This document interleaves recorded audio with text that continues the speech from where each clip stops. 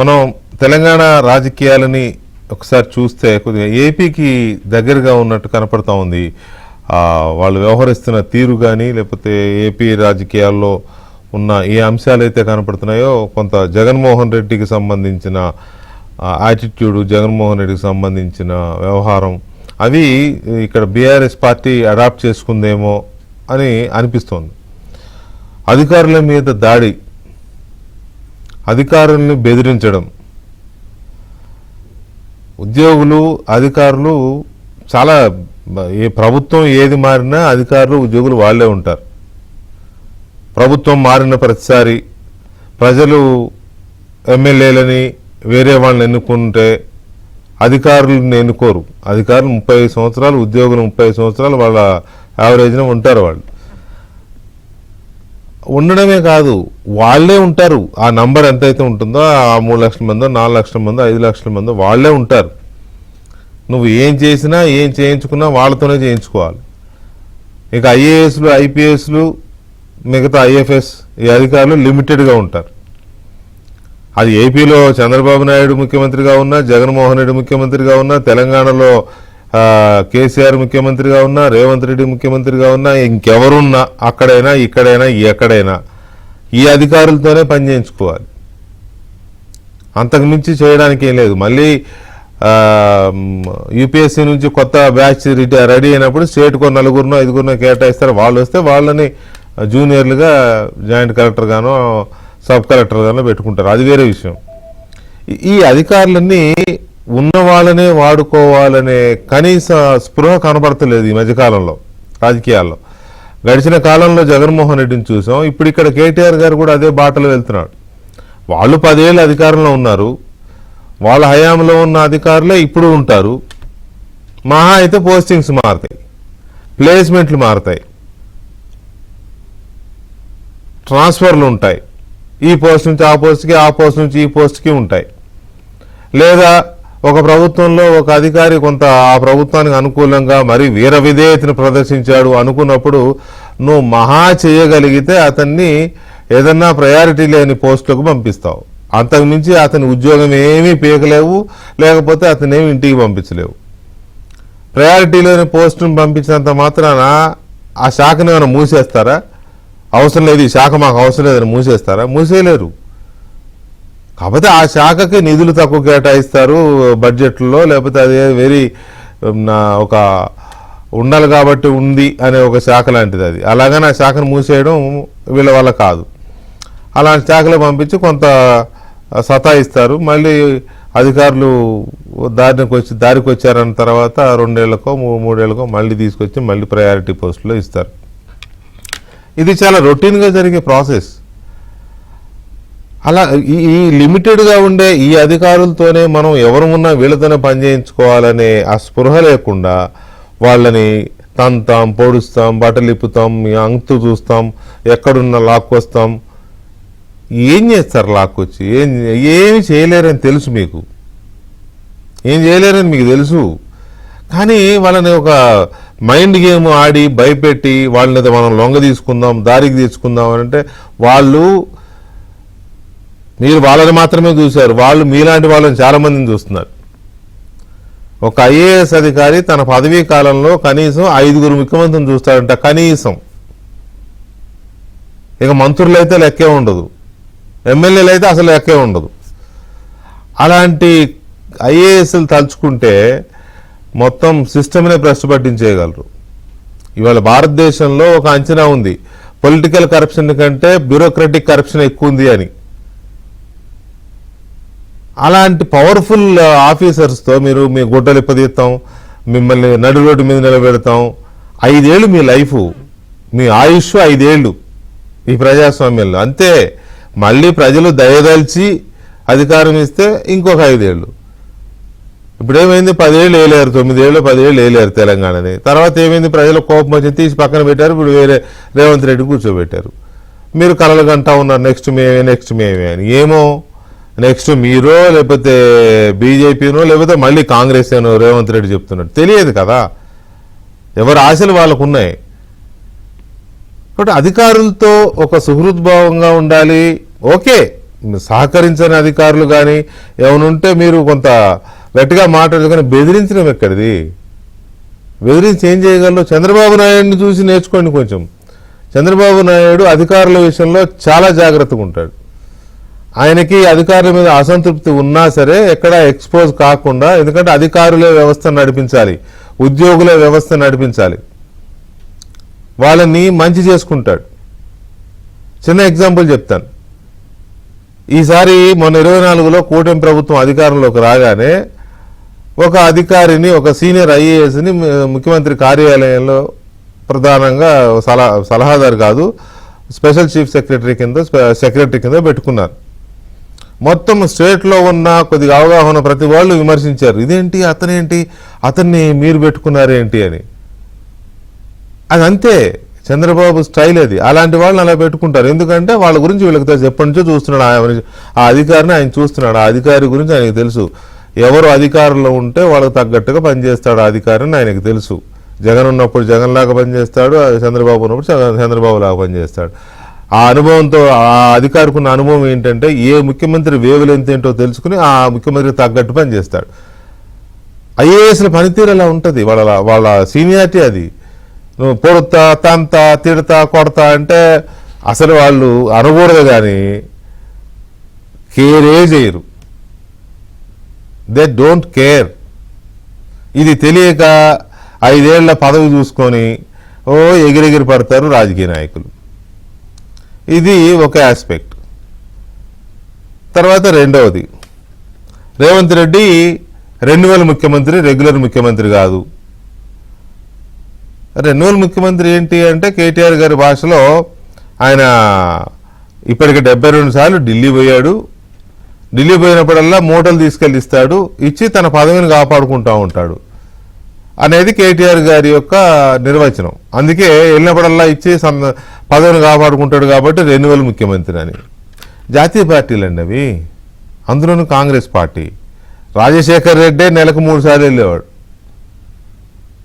రాజశేఖర్ రెడ్డి ఒక దశలో పాదయాత్రలో ఉన్నప్పుడు, ఇవాళ చూశాను నేను వీడియో, ఒక పాదయాత్రలో ఉన్నప్పుడు ఒక విలేకరి ఇంటర్వ్యూ చేసినప్పుడు, మీరే ముఖ్యమంత్రి అట కదా అంటే, మీరు నన్ను చాలా ఇబ్బంది పెట్టే ప్రశ్నలు అడుగుతున్నారు, నేను ముఖ్యమంత్రిని నేను ఎక్కడైనా చెప్పుకున్నానా? భయపడ్డాడు ఆయన. ముఖ్యమంత్రి అవుతాను అని చెప్పడానికి కుదరదు. జాతీయ పార్టీల్లో అలా కుదరదు. ప్రజలు పార్టీకి మద్దతు ఇచ్చినా ముఖ్యమంత్రిని అధిష్టానం నిర్ణయిస్తుంది. నాకు తెలిసి కాంగ్రెస్ పార్టీ చరిత్రలో రేవంత్ రెడ్డి మాత్రమే the one and only leader. మళ్ళీ నెక్స్ట్ కూడా నేనే ముఖ్యమంత్రిని అని చెప్పిన one and only leader Revanth Reddy మాత్రమే. ఇక మూటలు మోస్తున్నాడు, ఢిల్లీకి వెళ్ళినప్పుడల్లా మూటలు తీసుకెళ్తున్నాడు అని అంటే, ఏమో తీసుకెళ్ళట్లేదని నేను చెప్పలేను, తీసుకెళ్తున్నాడని నేను అనలేను. ఎందుకంటే రాజకీయ పార్టీలకు నిధులు అవసరం. బీఆర్ఎస్ పార్టీ కానీ, తెలుగుదేశం పార్టీ కానీ, లేకపోతే ఇంకో పార్టీ కానీ ఫండ్స్ నిధులు లేకుండానే బతికేస్తున్నాయి. ద రిచెస్ట్ ప్రాంతీయ రీజనల్ పార్టీ ఏదంటే బీఆర్ఎస్. 1600 కోట్లు ఏమో హెలికాప్టర్ కూడా కొంటున్నాం పార్టీకి సొంతంగా అని చెప్పారు ఆ మధ్య, గుర్తుండే ఉంటుంది. అంత రిచ్ పార్టీ. కాంగ్రెస్ పార్టీ దగ్గర కూడా అని నిధులు. అలాంటిది మూటలు మోస్తున్నారంటే మరి ఏ మూటలతో బీఆర్ఎస్ పార్టీ అంత రిచ్ పార్టీ అయింది? ఫామ్ హౌస్కి మూటలు మోలేదని గ్యారంటీ ఏంటి? బీఆర్ఎస్ పార్టీలో టాప్ లీడర్లు అందరూ ఎలాంటి అవినీతి చేయకుండా, కోట్లు సంపాదించకుండా స్లిప్పర్లు వేసుకునే తిరుగుతున్నారా, లేకపోతే పూరీలలో బతుకుతున్నారా? తెలంగాణ రాకముందు ఆ లీడర్ల ఆర్థిక స్థితిగతులేంటి, జీవన ప్రమాణాలేంటి, వాళ్ళు జీవించిన లైఫ్ స్టైల్ ఎలా ఉంది, తెలంగాణ వచ్చిన తర్వాత వాళ్ళు జీవిస్తున్న లైఫ్ స్టైల్ ఎలా ఉంది? నేనేమి వాళ్ళు జీవించొద్దంటలేదు, లేకపోతే నాకేం అధికారం ఉంది కానీ, కాకపోతే మూటలు మోస్తున్నాడు అని అంటే ఆయన ఢిల్లీ ఉంది కాబట్టి మీరు అంటున్నట్టు మోస్తున్నాడేమో. మీకు మోసే అవకాశం అది మీకు అవసరం లేదు, ఇక్కడిదిక్కడే సర్దేసుకోవచ్చేమో. సో ఇలాంటి ఈ పదప్రయోగం రెన్యువల్ సీఎం అని అనడం, ఒకవైపేమో మన ముఖ్యమంత్రిని మనమే గౌరవించుకోవాలి, తమిళనాడు అదేదో మీటింగ్ పోయినప్పుడు మా ముఖ్యమంత్రిని నేను సపోర్ట్ చేసుకున్నా అని మీరే చెప్తారు. మళ్ళీ ఇక్కడికి వచ్చేమో రెన్యువల్ సీఎం అని ప్రజల్లో పలుచన చేసే ఇది చేస్తారు. కానీ అటువంటి చేయడం వల్ల ప్రజల్లో రేవంత్ రెడ్డికే ఇంకా సింపతి పెరుగుతుంది, రేవంత్ రెడ్డికే ఇంకా సపోర్ట్ పెరుగుతుంది. మరి ఎందుకు కేటీఆర్ గారు ఇలా చేస్తున్నారో జగన్మోహన్ రెడ్డి గారిని ఆదర్శంగా తీసుకున్నట్టున్నారు. జగన్మోహన్ రెడ్డి గారు ఇంతే ముఖ్యమంత్రులను తిట్టడం కానీ, పార్టీల నాయకులను తిట్టడం కానీ, లేకపోతే అధికారుల్ని, పోలీస్ అధికారుల్ని, ఐఏఎస్ అధికారుల్ని బెదిరించడంలో కానీ, జగన్మోహన్ రెడ్డి ఏ స్టైల్లో అయితే వెళ్ళారో కేటీఆర్ గారు అదే స్టైల్లో అడాప్ట్ చేసుకున్నారు. ప్రజలు జగన్మోహన్ రెడ్డిని తీసి పక్కన పెట్టారని తెలిసి కూడా ఎందుకు కేటీఆర్ గారు మరి ఆ ధోరణిని కంటిన్యూ చేస్తున్నారు అని మనతో చర్చలో కాంగ్రెస్ పార్టీ సీనియర్ నాయకులు, ఎమ్మెల్సీ, ప్రభుత్వ విప్ డాక్టర్ అద్దంకి దయాకర్ గారు అండ్ బీజేపీ అధికార ప్రతినిధి సీనియర్ నాయకులు విఠల్ గారు, తెలుగుదేశం పార్టీ అధికార ప్రతినిధి విద్యాసాగర్ గారు అండ్ రాజకీయ విశ్లేషకులు అంది సత్యం గారు మనతో చర్చలో పాల్గొంటున్నారు. ముందుగా అందరికి నమస్తే అండి. దీన్ని రెండు పార్ట్లుగా చూద్దాం. ఒకటి ఫస్ట్ది రేవంత్ రెడ్డి రెన్యువల్ సీఎం అని కేటీఆర్ గారు రిపీటెడ్ గా అంటున్నారు ఈ మధ్య. అది ఒకటి. రెండవది తర్వాత అధికారులను బెదిరించడము, అధికారుల మీద ఒక రకమైన థ్రెటనింగ్ లాగా జరుగుతోంది జగన్మోహన్ రెడ్డి తరహాలో. ఇది ఏంటి అనేది దాన్ని చూద్దాం మనం. ముందు రేవంత్ రెడ్డి రెన్యువల్ సీఎం ఎందుకు అని అంటే ఆయన ఇప్పటికి 72 సార్లు ఢిల్లీ పోయాడు, పోయినప్పుడల్లా మూటలు తీసుకెళ్లి తన పదవిని కాపాడుకుంటున్నాడు అనేది కేటీఆర్ గారు చేస్తున్న ఆరోపణ. ఇక్కడంతా దోచిపెడుతున్నా, ఇక్కడంతా సంపాదించి అవినీతి, ఈ డబ్బులను తీసుకుపోయి అక్కడ ఇస్తున్నాడు అనేది. ముందు దయాకర్ గారు మీ రియాక్షన్ ఏంటి దీని మీద? అంటే అంత భయం అవుతుందని అర్థం కేటీఆర్కు. రెన్యువల్ సీఎం అంటే ఇంతకుముందు మీరు చెప్పిండ్రు, కొంచెం ఇంట్రోల్నే కొంత చెప్పిండ్రు. కాంగ్రెస్ పార్టీలో ముఖ్యమంత్రి కావడం అనేది ఎంత టిపికల్గా ఉంటుందో అలా అయ్యకెరక. మనకు టీఆర్ఎస్ వాళ్ళు వచ్చిరా నాయన, బీఆర్ఎస్ వాళ్ళు రారు.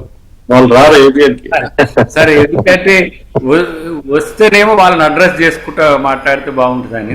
వైసీపీ వాళ్ళు రారు, టీఆర్ఎస్ వాళ్ళు రారు, ఇద్దరు వెనక నుంచి ఒకటి అట్టుంది. కానీ సరే, నేనేమంటున్నానంటే ఒక వ్యక్తి సీఎం కావాలంటే కాంగ్రెస్ పార్టీలో ఎంత ప్రాసెస్ ఉంటుందో వాళ్ళు అయ్యే కెరకాని. ఎందుకంటున్నా అంటే నేను మొన్న అన్నా కదా, ఆయన తెలంగాణ ఒక దశలో రావడం ఇష్టమే లేని పరిస్థితి నేను చెప్తే ఒకటే పండ్లు కోరికి సోషల్ మీడియాలో ఎంత పెద్ద ఎత్తున రాద్ధాంతం చేసిరో నాకు తెలుసు.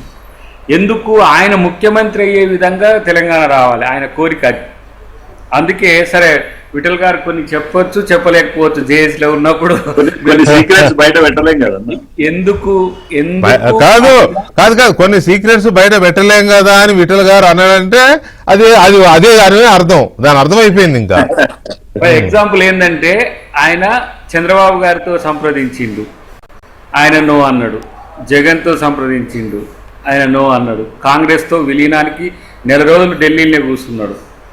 తర్వాత 100 సీట్లు, తర్వాత 15 ఎంపీ సీట్లు వస్తే తెలంగాణ వస్తుందని మనోడు కరీంనగర్ డిక్లరేషన్ చేసుకున్న తర్వాత మేము అందరం కూర్చున్నాం. డబేలో అంటే డబేలో వెళ్ళిపోయింది ఆయన. ముఖ్యమంత్రి లేకపోతే ఉప ముఖ్యమంత్రి హోం తీసుకోవడానికి ఆయన ప్రయత్నం చేస్తున్నారు. మరి మూమెంట్ నడిమధ్యన ఎత్తేస్తే ఎట్లా అని మళ్ళీ మేము అందరం కూర్చొని కోదండరాం ఒప్పుకోలే సాగరహారానికి. విఠల్ గారు, నేను, శ్రీనివాస్ గౌడ్ గారు, స్వామి రిటైర్డ్ అయితే మళ్ళా పట్టుకొచ్చి ఆయన ఎక్కువ ఫామ్ హౌస్ లో వారితో కలిసి ఉంటుండే స్వామి గౌడ్ గారు, ఆయనను పట్టుకొచ్చి ఆయన కన్వీనర్ గా ఉండే, అన్న మనం ఎట్టన్నా మనం సరే ఆయన రాజకీయ ఎత్తుగడ ఆయన చేసుకొని కానీ మన ఉద్యమ ఎత్తుగడలు మనకు ఉండాలి అని చెప్పి పెద్ద ఎత్తున చేసిన అసలు కారణం ఏంటంటే విలీనమైనా సరే సిఎల్పి అన్న నాకు కావాలి, పిసిసి అన్న నాకు ఇస్తేనే విలీనం చేస్తా. ఇది కేకే కమిటీ. ఇప్పుడు కేకే గారు వారు కూడా చెప్పలేరు కానీ ఆయనను సంప్రదింపుల కోసం అని ఒక కమిటీ వేసిండు. దానికి ఒకే ఒక కారణం, ఆయన కాంగ్రెస్తో సుదీర్ఘ ప్రయాణం కేకే గారికి ఉన్నది కాబట్టి అన్నాను ఎట్లన్నా కదొక్కటి ఆయన అనేది చేసింది. కాంగ్రెస్ పార్టీలో అన్ని జనరల్ సెక్రటరీ ఇన్ఛార్జీలే నిర్ణయాలు తీసుకుంటారు. ఇప్పుడు రేవంత్ రెడ్డి గారు జాయిన్ అయ్యేటప్పుడు కూడా మీరు జాయిన్ అయిన తర్వాత మీ శ్రద్ధ మేము తీసుకుంటామని చెప్పారు. అంతేందుకు అద్దంకి దయాకర్ జాయిన్ అయ్యేటప్పుడు కూడా సోనియా గాంధీ గారికి అక్కడ పిలిపించేస్తే మీరు ఏమిచ్చినా ఇవ్వకపోయినా నేను జాయిన్ అవుతా అని చెప్పి జాయిన్ అయినా. అది విఠల్ గారికి ఇంకా బాగా తెలుసు, ఎందుకంటే నేను జాయిన్ కావడంలో విఠల్ గారికి చాలా క్రియాశీలక పాత్ర. అట్లా ఆయనకు ముఖ్యమంత్రి కాంగ్రెస్ చెయ్యదేమో అనే ఉద్దేశంతో ఇండిపెండెంట్గా ఉండి గుబులుతో పోయి ముఖ్యమంత్రి అయింది. అప్పుడు రాజ్నాథ్ సింగ్ ఎపిసోడ్ కూడా చెప్పాలి. ఎందుకంటే రాజ్నాథ్ సింగ్ నువ్వు కాంగ్రెస్తో విలీనం అవుతావంటే నేను తెలంగాణకి ఎందుకు మద్దతు చెప్పాలని డేర్గా అందరి ముందే అన్నాడు. ఆ రోజు ఇంకా కడియం శ్రీహర్ గారి దగ్గరుండి మమ్మల్ని అందరినీ తీసుకుపోయి ఇక ప్రకాష్ జవదేకర్ అయితే కయ్య మొత్తుకుంటుండే ఈయన కాంగ్రెస్ మనిషి మనం ఎందుకు ఈయనకు మద్దతు చేయాలి. ఒకవైపు సుష్మా స్వరాజ్ గారు రాజకీయాలు చూడకుండా అంతా ఆమె సపోర్ట్ చేస్తున్నది. ఆ పరిస్థితి వాళ్ళ అయ్యకు తెలుసని ఎందుకు ఇంత పెద్ద డెఫినేషన్ చెప్పిందంటే ఎంతో శ్రమ ఉండి ఎంతో లీడింగ్ స్కిల్స్ ఉంటేనే కాంగ్రెస్లో ముఖ్యమంత్రి అవుతారు. రెండోది అట్లా ముఖ్యమంత్రి అయిన వాళ్ళని కూడా మళ్ళీ 2 సంవత్సరాలు తీసేసిన చరిత్ర. అలాంటిది నేను 10 సంవత్సరాలు ఉంటాను ముఖ్యమంత్రి అంటున్నారంటే ఎంత కాన్ఫిడెన్స్ ఉండాలి. నేనేమంటా అంటే తెలంగాణ సమాజానికి నా దృష్టిలో రిజువినేటెడ్ సీఎం, ఒక పునరుజ్జీవ సీఎం. ఎందుకంటే కేసీఆర్ అంత డీపెస్ట్గా లోపడి బయటెట్ చేసిండు. ఆర్థికంగా సామాజికంగా ఈ ఒక దశ దాటిపోతే మనం రాజును చూడాల్సి వచ్చి ఇప్పుడు కేసీఆర్కి ఒక కిరీటం పెడితే మనం ఆయన కింద సామంతులం అన్నట్టు ఉండాల్సిన రోజులు 3ఓసారి గెలిస్తే ఉండు. కానీ తెలంగాణ ప్రజలు ఏంటంటే ప్రజాస్వామ్యం కోరుకునేటోళ్ళు ఇప్పటి నుంచి కాదు, నిజాం కంటే ముందు నుంచి కూడా ఎదిరించే స్వభావం ఉన్న వాళ్ళు ఇప్పుడు కూడా ఏ విధంగా స్పందిస్తారో మీరు చూసింది. కాబట్టి కేటీఆర్ విషయంలో ఏంటంటే డిగ్రేడ్ చేయడానికి రెన్యువల్ లేకపోతే ఆయన ఢిల్లీకి పోయేటప్పుడు మూటలుగా తీసుకుపోతుంది. మరి వీళ్ళు హైదరాబాదే కేంద్రం కదా, వీళ్ళది భారత్ రాష్ట్ర సమితి అయినా టీఆర్ఎస్ అయినా లేకపోతే అంతర్జాతీయ రాష్ట్ర సమితి అయినా వీళ్ళ హెడ్ క్వార్టర్ ఇక్కడనే కదా. మరి వీళ్ళు ఎందుకు ఢిల్లీకి పోయినట్టు?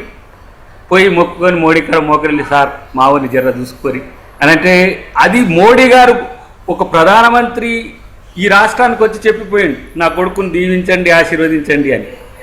వాళ్ళకు కావాలి. ఇలా రేవంత్ రెడ్డి గారు కాంగ్రెస్ ముఖ్యమంత్రుల్లోనే కాదు మొత్తం 29 రాష్ట్రాల్లో ఉన్న ముఖ్యమంత్రులు ఒక తనదైన శైలిని ఎంచుకొని ఈరోజు దేశవ్యాప్తంగా ఒక మంచి పేరు తెచ్చుకుంటున్నాడు. అటు చంద్రబాబు గారితో మంచిగా సఖ్యతతో ఉంటున్నాడు, అటు మోడీ గారితో సఖ్యత ఉండి ఇప్పుడు చంద్రబాబు గారితో మంచుకుంటున్నాం. ఆయన టీడీపీ పాత స్కూల్ కాబట్టి ఆయన వాళ్ళతో మంచుకుంటుంది అంటారు. ఇటు మోదీ గారితో మంచుకుంటేనేమో ఆయన పాత ఏబీవీపీ కాబట్టి మంచుకుంటుంది అంటారు.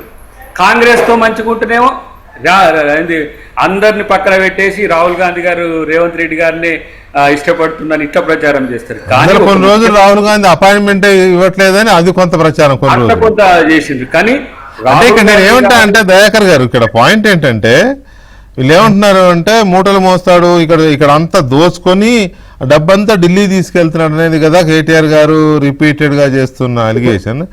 అంటే ఆ దోచుకోవడం అసలు వీళ్ళకి ఏం తెలియదు, అవినీతి అంటే ఎట్లుంటది, లేకపోతే డబ్బు ఎట్లా సంపాదించాలా ప్రాజెక్టులలో, లేకపోతే ఇంకా ఇంకా ఇంకా చాలా రూపాయలు వీళ్ళకి ఏం తెలియదు అనుకోవాలా, వీళ్ళకి మూటలు వీళ్ళకు కట్టుకోలేదు అనుకోవాలా? నేను ఇక దాన్ని విమర్శిస్తే విమర్శ అంటారు కానీ విమర్శించాల్సిందే కదా. భూదాన భూములు, evacuee property, court of wards lands, assign lands, government lands, బంజరు భూములు, ఇట్లా రకరకాల భూముల మీద వాళ్ళకు బినామీల కాడ ఉన్నదంతా కూడా తెలుసు. నేను ఇంకా కొన్ని కామెంట్స్ చేయగలను కానీ అవి ఆధారాలు లేకుండా ఆరోపణలు చేస్తే మన క్రెడిబిలిటీ కూడా తగ్గుతుంది. కాబట్టి వాళ్ళు ఈరోజు ఒక రోజుకు 30 లక్షలు పెట్టి కేటీఆర్ అనేటోడు ప్రతి దగ్గర మీటింగ్ పెడుతుండు. ఒక ఎమ్మెల్యే, ఒక మాజీ మంత్రి ఎక్కడి నుంచి వచ్చినాయి వాళ్ళకి? ఎస్ఐఆర్ పేరు మీద డ్రామాలు పెట్టి అంత డ్రామాలు నడుపుకుంటాడు, రాజకీయాలు మాట్లాడుకుంటూ ఇట్లాంటి పనికిరాని మాటలు మాట్లాడుతున్నారు. నేను అంటున్నా వాళ్ళు రిచెస్ట్ పొలిటీషియన్స్ ఇన్ ఇండియా అని చెప్పేసి జాతీయ అంతర్జాతీయ పత్రికలే రాసినాయి. ఎందుకు కేసీఆర్ గారే చెప్పినాడు కదా మనది రిచెస్ట్ పార్టీ, సొంత చాపర్ కొంటున్నాం అని కూడా చెప్పినాడు కదా. 800 crores వైట్ మనీ పార్టీ దాంట్లో ఉంది. బీజేపీ తర్వాత అంత ఎక్కువ ఫండ్ ఉన్నది ఒక జాతీయ పార్టీకి. 29 రాష్ట్రాల్లో 17 రాష్ట్రాల్లో అధికారంలో ఉన్న పార్టీ ఫండ్ ఎంత, వీళ్ళ ఫండ్ ఎంత చూడండి. అంటే దాని తర్వాత సెకండ్ ఇదే ఉంది. మేము 150 years ఇండస్ట్రీ ఇక్కడ మేము మరి మా ముఖ్యమంత్రులు ఇస్తే మేము బతకాల్సి వస్తుందని మీరే కేటీఆర్ చెప్తున్నాడు కదా. కాబట్టి నేనేమనిపిస్తుంది అంటే కేటీఆర్ని కొంచెం గజనీ లాగా చూస్తుంది ఈ మధ్యన. 15 నిమిషాలు ఒక తీరుగా, 15 నిమిషాలు ఒక తీరుగా, మర్చిపోతే ఇంకో తీరుగా. మనోడు అప్పుడే ఇట్లా అంటాడు, అప్పుడే ఇట్లా అంటాడు. కానీ ఒక మాట వాస్తవం, రేవంత్ రెడ్డి గారి మీద సీరియస్గా టార్గెట్ చేయడం వెనుక ఒకే ఒక్కటి ఏంటంటే ఈ ప్రాపగండాన్ని నమ్ముకొని ప్రతిరోజు ఒక అబద్ధం ఆడదాం, ప్రజలు నమ్మకపోతారు అంటే ఇలా చూసినారు కదా. వాళ్ళు ఇట్లా పెట్టి ఏడిపోతురు అంటున్నారు, లేచిపోతున్నారు. రోజు అబద్ధాలు చెప్తే సోషల్ మీడియాలో చూసి, మెయిన్ స్ట్రీమ్ మీడియాలో చూసి, మళ్ళీ అదే మీటింగ్ అదే చెప్పుడు, మళ్ళీ ఆ మీటింగ్లో కూడా చెప్పేసరికి వెళ్ళిపోతున్నారు జనం. కాబట్టి అబద్ధాలు చెప్పితే నమ్ముతారు అనుకోవడం ఒకటి. నేను ఒక్క విషయం చెప్పి నేను ముగిస్తా వెంకటకృష్ణ గారు. రాహుల్ గాంధీ గారు ఒక 2-3 వ్యక్తులు మీరట్ నుంచి ఢిల్లీకి వస్తున్నారు. కులగణన ఇష్యూలో సీరియస్గా మనోడు స్టెప్ ముందుకు చేసిండు. వర్గీకరణ విషయంలో కూడా అట్నే ఫాస్ట్లో ఇమ్మీడియట్గా రెస్పాండ్ అయ్యిండు. దాని మీద చేస్తే తను అప్పర్ క్యాస్ట్ అయినా కూడా కులగణనకు ఒప్పుకొని చాలా ఫాస్ట్గా చేస్తుండు, చాలా మంచిగా చేస్తుంది అని చెప్పేసి రాహుల్ గాంధీ గారు ఉన్న వాళ్ళతో అన్నాడు. ఆయనకు విజన్ ఉంది, ఏదో కులాలకు పరిమితం అయ్యో లేకపోతే మతాలకు పరిమితం అయ్యో కాదు, ఒక మంచి రాజనీతిజ్ఞుడికి ఎదగాలని ఉన్నది. కాబట్టి యంగ్స్టర్ మనం బాగా సపోర్ట్ చేయాలి ఎప్పుడైనా సరే ఇట్లాంటి వాళ్ళకని చెప్పి అన్నాడు. అది రేవంత్ రెడ్డి గారికి కూడా తెలుసు, నేను చెప్పలేదు, నేను మీతో చెప్తున్నా. ఇప్పుడు ఆ అన్నవాళ్ళు నాకు ఒక దగ్గర కలిసి చెప్పిండు అనమాట. కాబట్టి అంత నమ్మకంగా రాహుల్ గాంధీ గారితో ఉంటే మూటలు మోసి రెన్యువల్ చేసుకుంటున్నారు అంటే ఎందుకు మొన్న డీలిమిటేషన్ బిల్లు కానీ మహిళా బిల్లు కానీ అది కాకపోవడానికి కారణం రేవంత్ రెడ్డి గారు. సరే, రేవంత్ రెడ్డి గారు డిఫైన్ చేసిన హైబ్రిడ్ ఫార్ములా అది మంచిదా చెడ్డదా పక్కన పెడితే ఆ బిల్లు పాస్ కాకపోవడం కారణం రేవంత్ రెడ్డి ప్రపోజ్ చేసిన ఫార్ములా వల్లనే కదా. విపక్షం అంతా ఆ ఫార్ములానే కోట్ చేసింది కదా. ఇప్పుడు ఒక మాట, ఇప్పుడు ఇక్కడ డీవియేషన్ కూడా ఉన్నది వెంకటకృష్ణ గారు. మా పార్టీ మొత్తం కూడా డీలిమిటేషన్ సపోర్ట్ చేస్తుంది. మా ముఖ్యమంత్రి గారు డిఫరెంట్ ఒకటి తీసుకున్నారు, హైబ్రిడ్ ఫార్ములా తీసుకున్నారు. హైబ్రిడ్ ఫార్ములా తీసుకుంటూ సౌత్కు మాకు నష్టం జరుగుతుందని సీరియస్గా ఆయన వాదించింది. మా పార్టీ అధిష్టానం ఏమన్నా వారిని వారించిందా? వారించలేదు. నార్త్ సౌత్ ఎంపీలు అందరూ దాన్నే వెంటబడి చేసుకున్నారు కదా. కొంతమందికి ఇష్టం లేకపోయినా లోపలికి రేవంత్ రెడ్డి మంచిగా మాట్లాడిండు అని. ఇప్పుడు హైబ్రిడ్ అనేసరికి ఒకడు చెప్తాడు హైబ్రిడ్ సీఎం అంటాడు, ఇక తర్వాత ఇంకొక ఆయన మూసి సీఎం అంటాడు. అయితే ఏమైంది కానీ గుంపు మేస్త్రి అంటే నేను అడగా నేను గుంపు మేస్త్రి అన్నాడు. ఇప్పుడు అది ఇష్యూ కాదు కదా. రైట్, ఓకే, మళ్ళీ మాట్లాడదాము. ఒక్క నిమిషం విఠల్ గారితో కూడా విఠల్ గారు, ఈ రెన్యువల్ సీఎం మూటలు మోస్తున్నారని పదే అనడం వల్ల ముఖ్యమంత్రిని మనం రాజకీయంగా అంటున్నాము అనే సాటిస్ఫాక్షన్ ఉంటే ఉండొచ్చేమో కానీ ఆ సీఎం అనే దానికి లేకపోతే ప్రభుత్వానికి ఒక రకమైన తక్కువ చేసి చులకన చేసి మాట్లాడడం కాదా అది? నాకు మీకన్నా అక్కడ ఉన్నటువంటి మిత్రులందరికీ, దయాకర్ గారికి, టీడీపీ నుంచి ఉన్నట్టున్నారు మిత్రులు, నమస్కారం. అంటే మనం రాజకీయాల్లో చూస్తున్నా అంటే ఎవరికైనా సబ్జెక్ట్ లేని వాళ్ళు, అంటే మనం డిస్కషన్ కూడా చూస్తాం, సబ్జెక్ట్ లేని వాళ్ళు వ్యక్తిగతంగా ఆరోపణలు చేసే అవకాశం ఉంటుంది. అంటే వ్యక్తిత్వ హననం చేయడం ద్వారా తద్వారా రాజకీయ లబ్ధి పొందొచ్చు అనేటువంటి ఆశతోటి అట్లా చేస్తూ ఉంటారు. మరి కేటీఆర్ గారికి సబ్జెక్టు లేదా, మరి కాంగ్రెస్ పార్టీ యొక్క సంబంధించినటువంటి వైఫల్యాలు కనిపించట్లేదా, దానిపైన పోరాడొచ్చు, ప్రభుత్వ విధానాల మీద పోరాడొచ్చు. నాకు తెలిసి ఒక మేనిఫెస్టో ముందు పెట్టుకుంటే చాలన్నా. కాంగ్రెస్ పార్టీ మేనిఫెస్టో ఒక ప్రధాన ప్రతిపక్ష పార్టీగా మేనిఫెస్టో ముందు పెట్టుకుని ఇది చేసేది ఇది చేయలేదు ఎందుకు అట్లా అడగొచ్చు రాజకీయంగా. కానీ వ్యక్తిత్వ హననం చేయడం ఎంతవరకు సమంజసము? అంటే ఇవాళ మీరు ఇంట్లో కూడా చెప్పారు, చాలా రాజకీయాలు చూసినాం, ఎవరికైతే వ్యక్తిగతంగా టార్గెట్ చేస్తే ఆ వ్యక్తి ఎదుగుతాడు, ఆ వ్యక్తి యొక్క ప్రతిష్ట కూడా పెరుగుతూ ఉంటది. అంటే వ్యక్తికి టార్గెట్ చేసి మనం రాజకీయాలు చేస్తే సరే. ఇప్పుడు జాతీయ పార్టీలో రిన్యువల్ అనేది, రిన్యువల్ ముఖ్యమంత్రులు ఉంటారన్న నాకు తెలిసి. సరే, ఈ మూటలు అవన్నీ చర్చ పక్కకు పెడితే కాంగ్రెస్ పార్టీ రేవంత్ రెడ్డి గారికి 5 సంవత్సరాల ముఖ్యమంత్రిగా ప్రకటించారు. కర్ణాటక లాగా పార్టీ షేరింగ్ ఏం లేదు. కర్ణాటకలో బహిరంగంగా షేర్ చేసుకున్నారు అక్కడ ముఖ్యమంత్రిని. తెలంగాణ విషయానికి వస్తే అట్లాంటి షేరింగ్ కూడా ఏం లేదు. ముఖ్యమంత్రిని రేవంత్ రెడ్డి గారు ప్రకటించారు, సాధారణంగా 5 ఏళ్ళు ఉంటానని చెప్పేసి తను పని చేసుకుంటూ పోతున్నాడు. సరే, విశ్వాసం ఆత్మవిశ్వాసము నెక్స్ట్ టైం కూడా నేనని రాజకీయాలు ఎవరైనా చెప్పుకోవచ్చు.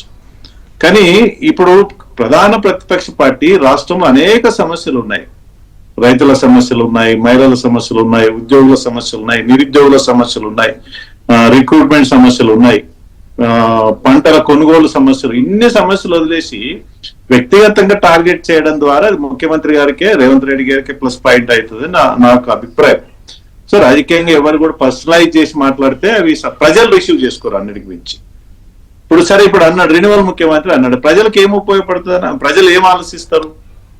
ముఖ్యమంత్రి రెన్యువల్ ఏదో ఆయన కాంగ్రెస్ పార్టీ గెలిచింది, రేవంత్ రెడ్డి ముఖ్యమంత్రి అయ్యింది, అంతే కదా. దాని మీద ఏమొస్తుందండి, అది ఏ రకంగా రాజకీయ లబ్ధి పొందుతుంది బీఆర్ఎస్ కి, వాళ్ళు ఆలోచించుకోవాల్సిన అవసరం ఉంది. బట్ ఇది పర్సనలైజ్ చేసి పాలిటిక్స్ చేయడం అనేది గత కొంతకాలంగా నడుస్తుంది. ఆంధ్రాలో ఇంకా కొద్ది ఎక్కువ ఉంది, తెలంగాణ కూడా కల్చర్ వస్తుందేమో అని అనిపిస్తుంది. ఏదైనా పర్సనల్ టార్గెట్ చేయడం, వ్యక్తిగతంగా టార్గెట్ చేయడం. పార్టీల పరంగా సిద్ధాంతాలు ఉంటాయి, ఒక పార్టీకి విధానాలు ఉంటాయి, అదేవిధంగా మేనిఫెస్టోలు ఉంటాయి, ఎన్నికల సందర్భంలో మేనిఫెస్టో, వాటిపైన పోరాడాల్సినటువంటి అవసరం ఉంది.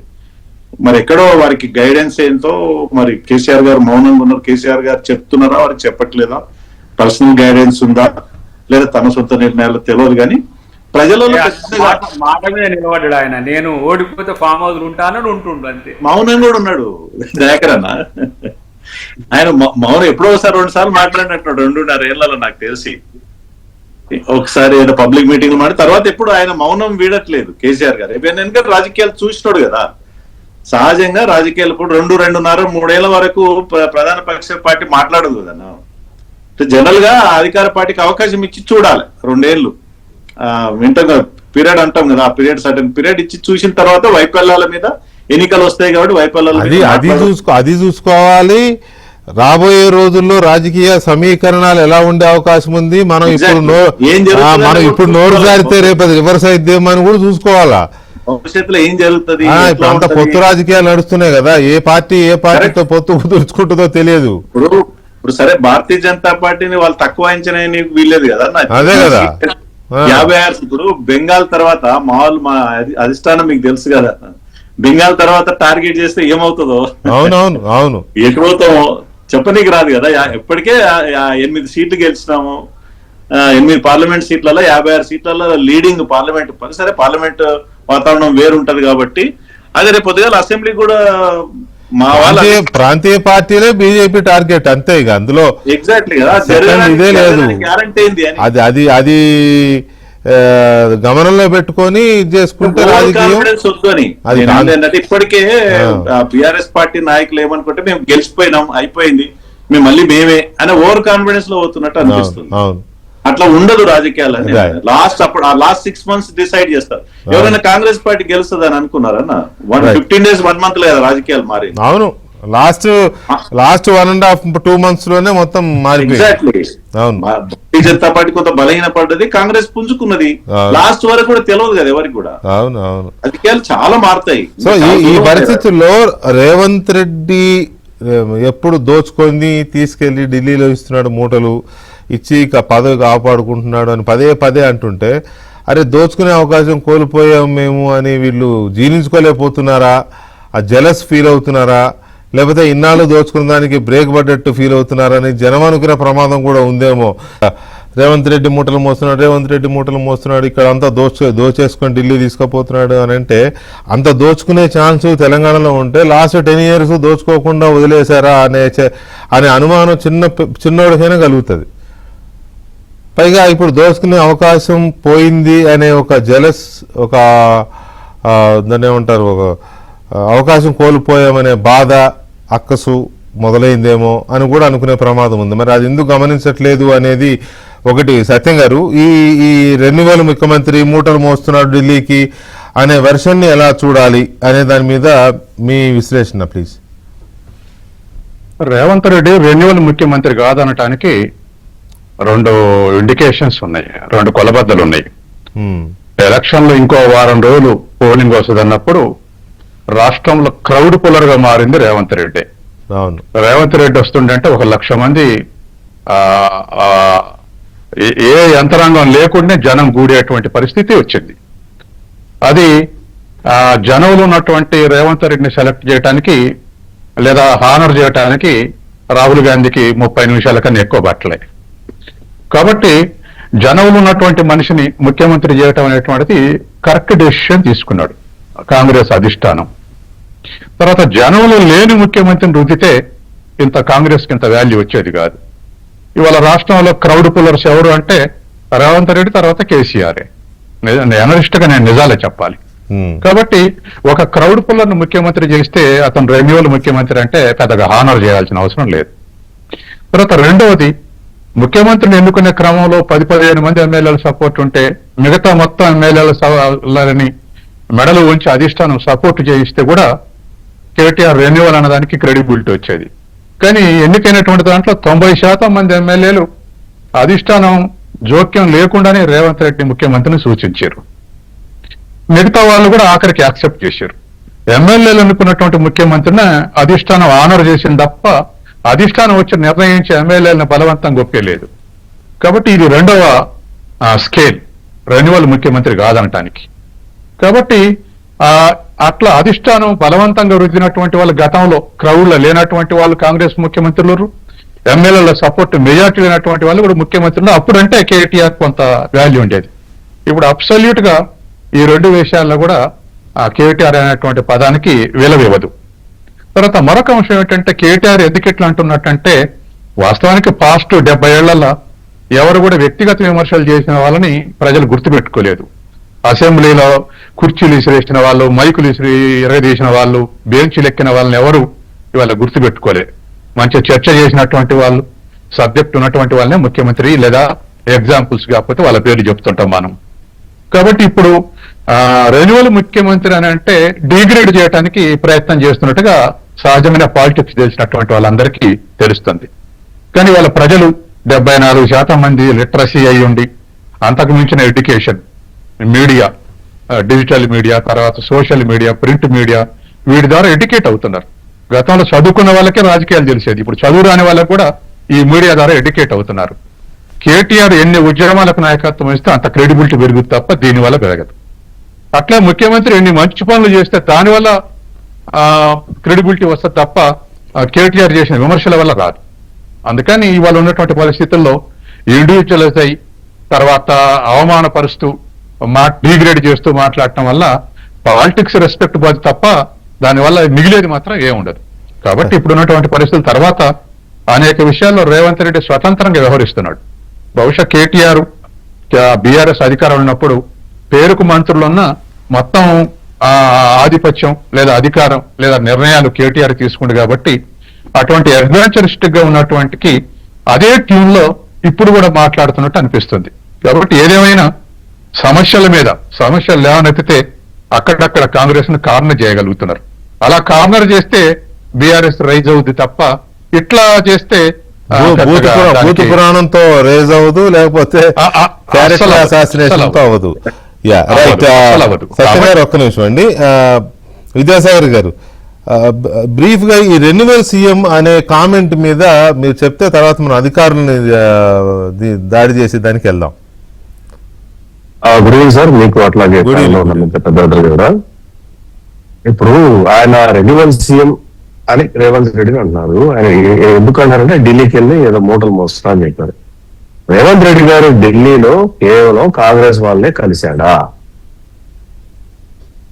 అది కదా, కేంద్ర మంత్రుల్ని ప్రధానమంత్రిని కూడా కలుపుతాడు. ఇప్పుడు వెళ్ళిన 72 సార్లు వెళ్తే ఆయన అన్నట్టు అందులో సగం సార్లు ప్రధానమంత్రిని కూడా కలిసి వచ్చాడు.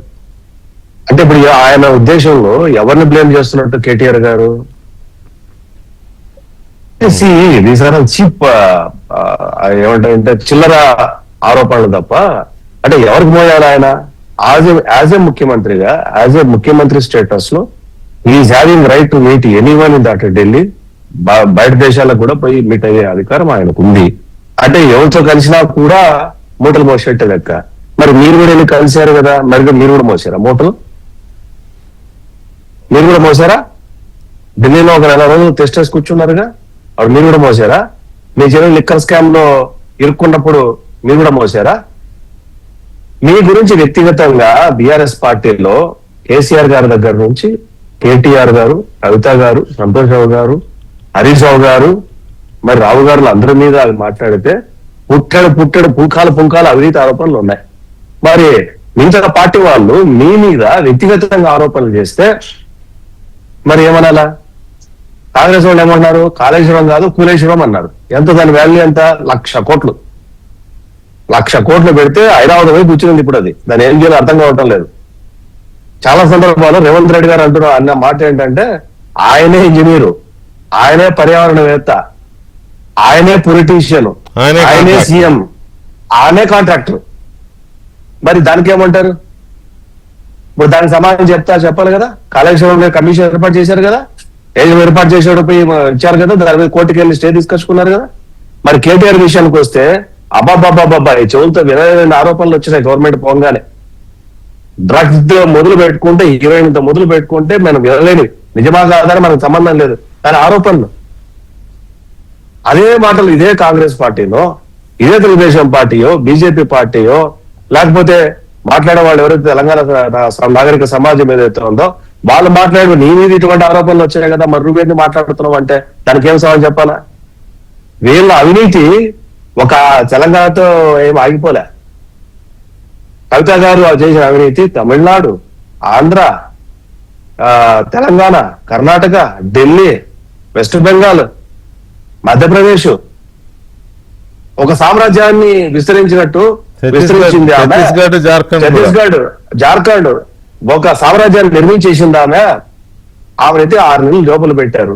అది తర్వాత కేసు కొట్టేస్తే హైకోర్టు స్టే ఇచ్చింది. బాగా చాలా తీవ్రమైన పదజాలం చేసింది ట్రయల్ కోర్టు మీద. అంటే మీ అవినీతి ఆంధ్ర ఒక తెలంగాణకు ఏమి పరిమితం కాలేదు కేటీఆర్ గారు. మీ అవినీతి భారతదేశము మామూలుగా లేదు. మీ సొంత చెల్లెలు ఇలా జైల్లో కూర్చోవలసి వచ్చిన పరిస్థితి వచ్చింది. అదే కాదు, ఛత్తీస్గఢ్ తో పవర్ పర్చేజ్ అగ్రిమెంట్ చేసుకున్నారనేది అప్పట్లో. కవిత గారి గురించి మాట్లాడుతున్నా, కవిత గురించి కానీ వాళ్ళ కుటుంబ సభ్యుల గురించి మాట్లాడే వ్యక్తిగత ఆరోపణలు దేనికి? ఇందాక విఠల్ గారు అన్నట్టు నువ్వు రాజకీయంగా విమర్శించుకో. నువ్వు రేవంత్ రెడ్డి గారు ఢిల్లీకి వెళ్ళారు, బానే ఉంది, ఆయన మూటలు మోసారు అన్నారు. మీరు ఢిల్లీకి వెళ్ళారు కదా, మీరు ఎవరికి ఇచ్చారు మూటలు మోసి ఇంటున్నా నేను. రైట్, ఇక అధికారులకు సంబంధించి ఒక్క నిమిషం మీ నాయన కాంగ్రెస్ పార్టీతో పొత్తు పెట్టుకున్నప్పుడు ఆ కాంగ్రెస్ పార్టీని ఒప్పించడానికి మరి ఆ రోజు మీ నాయన కూడా మూటలు ఇచ్చినాడా? మీ నాయన కూడా మూటలు ఇచ్చినాడా? మీ కేంద్ర మంత్రి పదవి తీసుకోవడానికి మీ నాయన కూడా మూటలు ఇచ్చినాడా? అంటే తెలంగాణ వచ్చేందుకు మీ నాయన కూడా మూటలు ఇచ్చినాడా కాంగ్రెస్ పార్టీకి?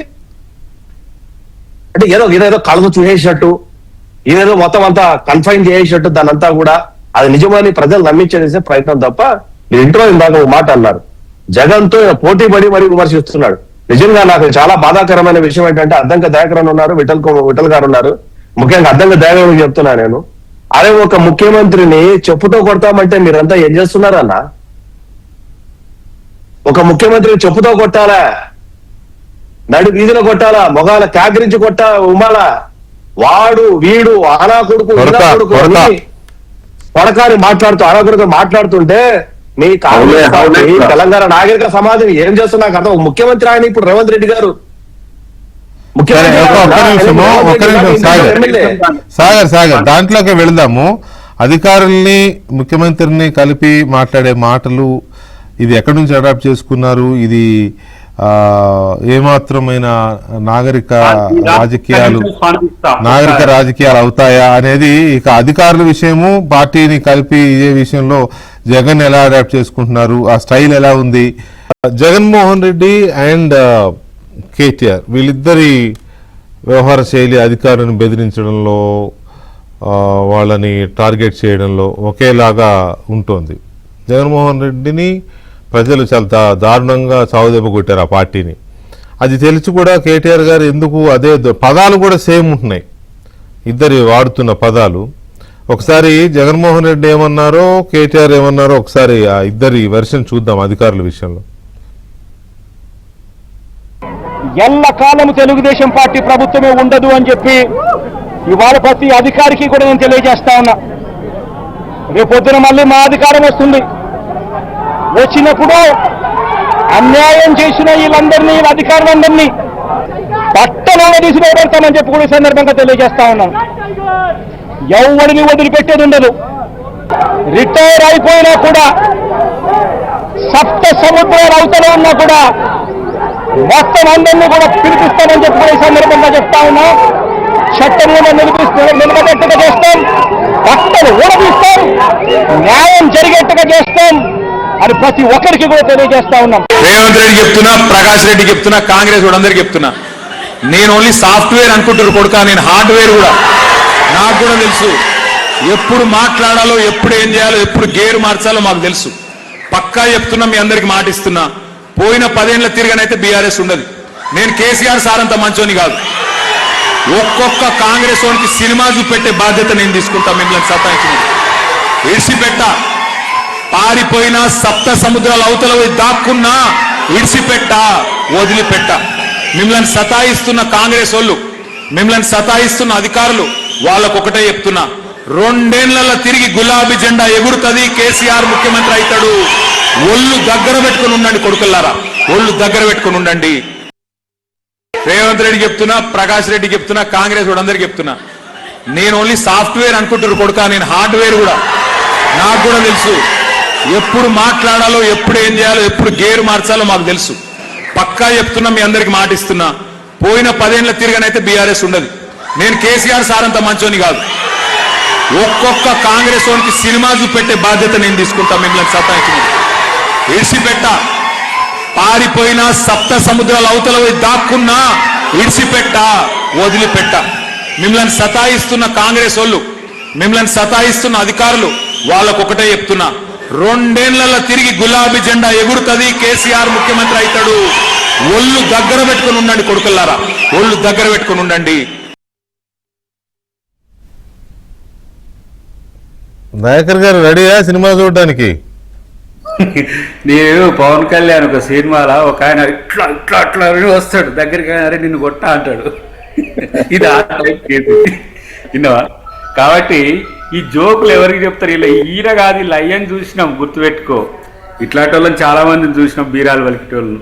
చేసేటోడు ఎప్పుడు చెప్పడు, సరిగదా.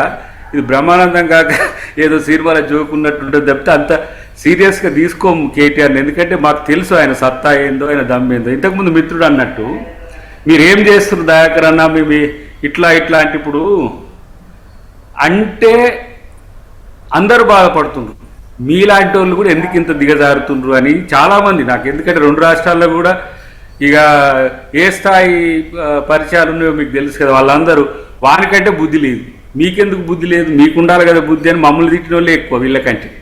నీకు ఒక దశలో నేను టంగ్ స్లిప్ అయ్యి కూడా తిడితేప్పుడు సీఎం అంటున్నాడు, అరే నువ్వెందుకు టెంప్ట్ అవుతావు అని. అరే ఇప్పుడు ముఖ్యమంత్రిని హోదానన్న గౌరవించాలి కదా.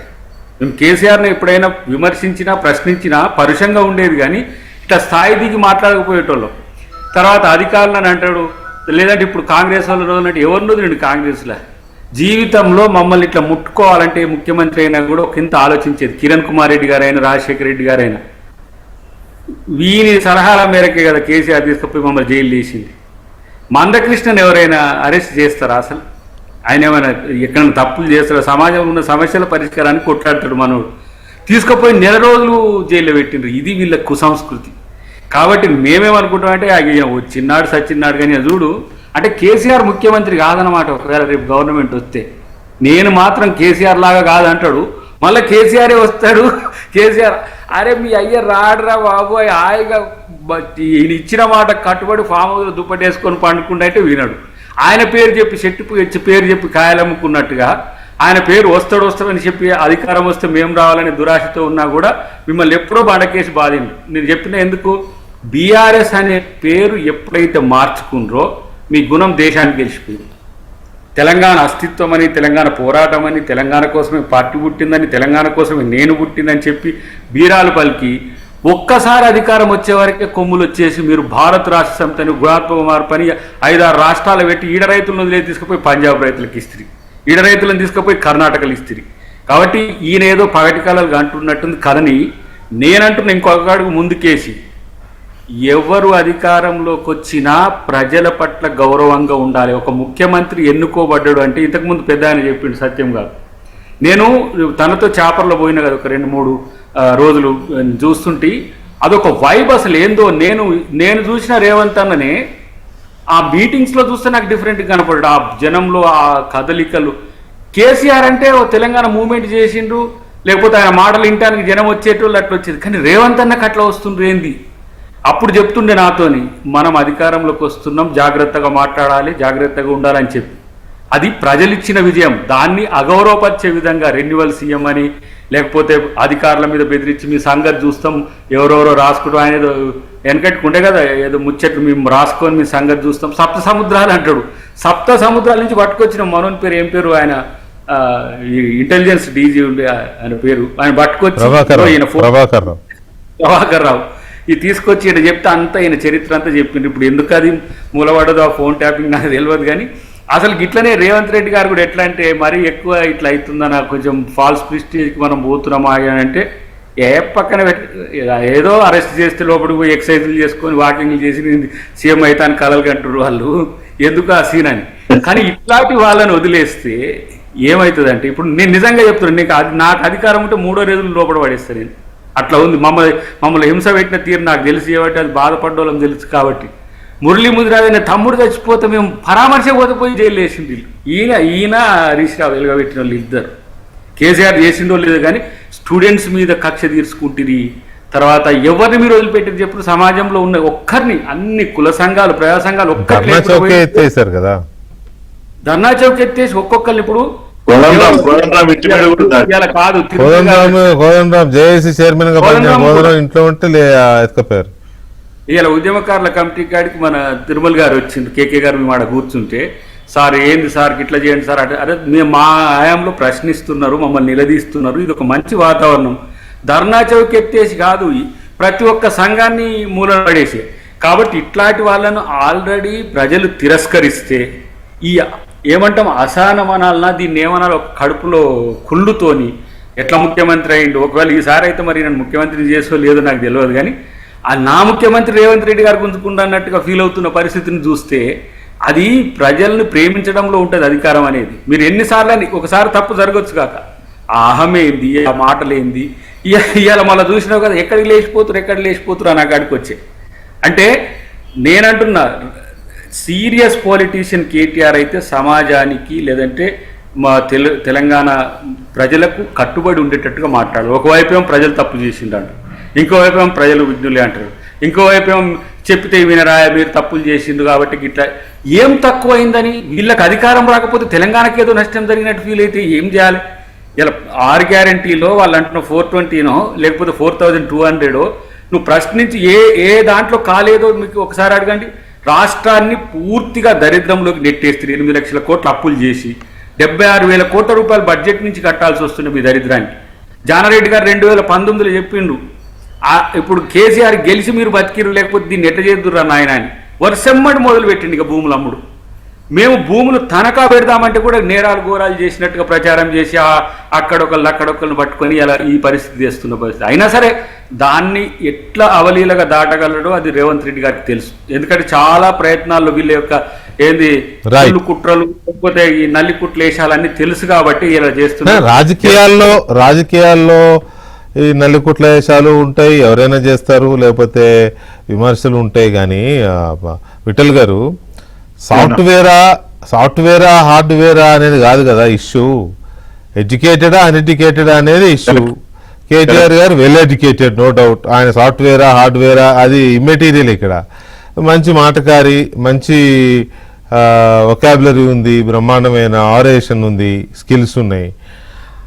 అవి ఉపయోగించి ప్రభుత్వాన్ని నిలదీయచ్చు, విమర్శించవచ్చు. ఆ స్కీమ్స్ పథకాలు లేకపోతే ఇంకోటి కొడకల్లారా అంటే ఇది ఆయనకే నష్టం. మరి ఆయనకి ఎందుకు ఎవరు చెప్పట్లేదా ఏంటనేది నాకైతే మరి కొంచెం మీరు చెప్పాలి, ఎక్కువగా వాళ్ళది అసోసియేట్ అయి ఉన్న వాళ్ళు కాబట్టి. అవునవును, కానీ పెద్ద గైడెన్స్ చేసేటట్టు కనిపించట్లేదు. పెద్ద గైడెన్స్ ఉంటే డెఫినెట్ ఇట్లా మాట్లాడటం కాదేమో. ఎందుకంటే కేసీఆర్ గారికి అనేక రకాల రాజకీయ అనుభవం, ఇవాళ మౌనం ఉన్నాడంటే ఊరికే ఉండలేదు. ఆయన ప్రజలు అవకాశం ఇచ్చారు కాంగ్రెస్ పార్టీకి, పని చేసుకొని వైఫల్యం చెందిన రోజు మాట్లాడదామని అనుకున్నాడు, మౌనంగా ఉన్నాడు. కొంత సమయం తీసుకొని పార్టీ పరంగా కానీ రాజకీయాల పరంగా చూసి మాట్లాడాల్సింది. ఇంతకుముందు చెప్పినా మన వ్యక్తిని విమర్శించడం, వ్యక్తి తానం చేయడం ద్వారా తనకే నష్టం. ఇప్పుడు ముఖ్యమంత్రి గారిని పట్టుకుని మధ్యలో చూస్తున్నాం. సో హౌలే గాడు కొడుక ఈ ప్రజలు అర్చిస్తారన్న ఇప్పుడు నాకైనా మా ముఖ్యమంత్రి ఎవరంటే రేవంత్ రెడ్డి అంట. బీజేపీ కావచ్చు, కాంగ్రెస్ అంతే కదా.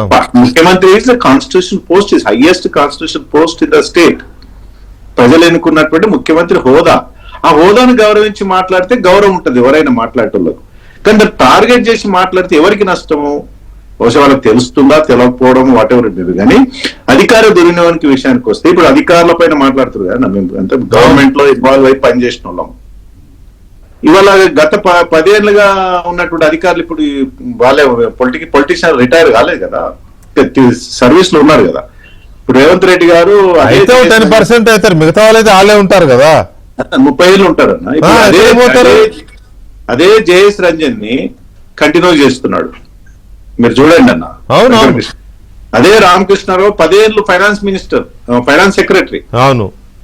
ఇవాళ రేపు ఇప్పుడు రిటైర్ అవుతున్నారు, 30th రిటైర్ ఆయన చీఫ్ సెక్రటరీ చేసుకున్నాడు. చీఫ్ సెక్రటరీ గారు, అంతకుముందు శాంతకుమార్ గారు చీఫ్ సెక్రటరీ. అవును. వరుసగా ఇప్పుడు కూడా రామకృష్ణారావు గారు చీఫ్ సెక్రటరీ రిటైర్ కాగానే అడ్వైజర్ గా పెట్టుకుంటున్నాడు. ఇప్పుడు మహేందర్ రెడ్డి గారు అప్పుడు తన కీలకమైన పోస్టే, తర్వాత డీజీపీ అయ్యాడు. ఇప్పుడు ఆనంద్ గారు అప్పుడు కీలకమైన పోస్ట్, ఇప్పుడు డీజీపీ అయ్యాడు. సో ఇవన్నీ చూసుకుంటే అధికారులు అనేది వాళ్ళు కంటిన్యూ ఉంటారు. పార్టీలు మారినా, వ్యవస్థలు మారినా, ప్రభుత్వాలు మారినా వాళ్ళు వాళ్ళ మీద డిపెండ్ కావాల్సిందే ప్రభుత్వం ఎవరైనా సరే. వీళ్ళు రేవంత్ రెడ్డి వాళ్ళు కొనసాగించారు, మీరు తీసేస్తారా వీళ్ళందరినీ? ఎవరి వల్ల కాదు కదా నేను అంటున్నాను. ఆఫీసర్ ని కనీసం సస్పెండ్ చేసే అధికారం రాష్ట్ర ప్రభుత్వాలకు ఉండదు. డిఓపిడి చూసుకుంటది, వాళ్ళ నుంచి తెచ్చుకోవాల్సిందే పర్మిషన్. ఇవన్నీ తెలిసి సప్త సముద్రాల్లో ఉన్న పట్టుకొస్తామంటే అధికారులు ఏం చేస్తారు? ఏ ప్రభుత్వం చెప్తే, ఇప్పుడు మీరు మీ ప్రభుత్వాల్లో జరగలేదా? పలానోని అర్ధరాత్రి అరెస్ట్ చేయమంటే ఈశ్రీ, సంజయ్ మీద 107 కేసులు పెట్టమంటే పెట్టిండ్రు, రేవంత్ రెడ్డి మీద కేసులు 100 ఉన్నాయో కేసులు పెట్టమంటే పెట్టిర్రు, ఎత్తుకొచ్చారు. అది దుర్వినియోగం. అది అధికారులు, కొంతమంది అధికారులు చేయకూడదు, అత్యుత్సాహంతో చేసిండ్రు. అట్లాంటి పనిష్మెంట్ ఇవ్వాలి. కానీ వాళ్ళ అధికారుల వరకు రావాల్సిన అవసరం ఏముంటది? ఎవరు ప్రభుత్వం ఉంటే వాళ్ళ పంత వాడతారు, వాళ్ళ పాలసీలు కొనసాగించబడతారు, వాళ్ళు చెప్పినట్టు నడవాల్సిందే, యూజర్ అనాల్సిందే, లేకపోతే జస్ట్ ట్రాన్స్ఫర్ అవుతారు. అంతకన్నా మించి ఏం ఉండదు, ఏం చేయలేరు. అంతే, ప్రయారిటీ ట్రాన్స్ఫర్ ఆర్డర్, అంతకన్నా మించి ఏమి చేయలేరు. అన్లెస్ ఏసీబీ కేసులు ఇరుక్కొని ఆస్తులు సంపాదించుకుంటే తప్ప, ఏసీబీ రైడింగ్ తప్ప. అది కొన్ని సెక్షన్స్, కొన్ని డిపార్ట్మెంట్ అందరికి వర్తించదు అది. సో ఇవాళ అధికారుల పైన మాట్లాడడం అనేది ఎవరు కూడా పాజిటివ్ గా రిసీవ్ చేసుకోరు, సమంజసం కూడా. ప్రభుత్వం అంటే ఎవరు? ముఖ్యమంత్రి, క్యాబినెట్, తర్వాత చీఫ్ సెక్రటరీ కింద ఉన్నటువంటి అన్ని డిపార్ట్మెంట్ల హెడ్. ముఖ్యమంత్రి మారొచ్చు, క్యాబినెట్ మారొచ్చు, ఎమ్మెల్యేలు మారొచ్చు, అందరూ మారొచ్చు, కానీ అధికారులు మారరు కదా. ఇంకోటన్నా, 100 మందితోనే నువ్వు కాపురం చేయాల్సిందే, ఇష్టం ఉన్నా లేకపోయినా. విచిత్రం ఏందన్నా, అధికారులకే సుప్రీం అథారిటీస్ ఉంటాయి. అవును. ఎమ్మెల్యే అయినా అధికారికి చెప్పాలి, కలెక్టర్ కి చెప్పాలి. అవును. మంత్రి గారికి అన్ని ఫైల్స్ రావు, చాలా పాలసీ డిసిషన్ సంబంధించిన ఫైల్స్ మంత్రి గారు జీవో ఇష్యూ చేసేది అధికారులు. ఎగ్జాక్ట్లీ. ప్రిన్సిపల్ సెక్రటరీస్ అందరు అధికారులే నడిపిస్తారు ప్రభుత్వం. పొలిటీషియన్స్ కంటే సమయం ఉండదు, ఆ సబ్జెక్ట్ కూడా నేర్చుకోరు చాలా మందికి. ఎందుకంటే నిత్యం పబ్లిక్ ఉంటారు, పొద్దున్న లేసే కార్యకర్తలు వస్తారు, వాళ్ళతోటి సరిపోతుంది. అధికారి ఏ ఫైల్ తెస్తే గుడ్డిగా సంతకం పెడతారు 99%.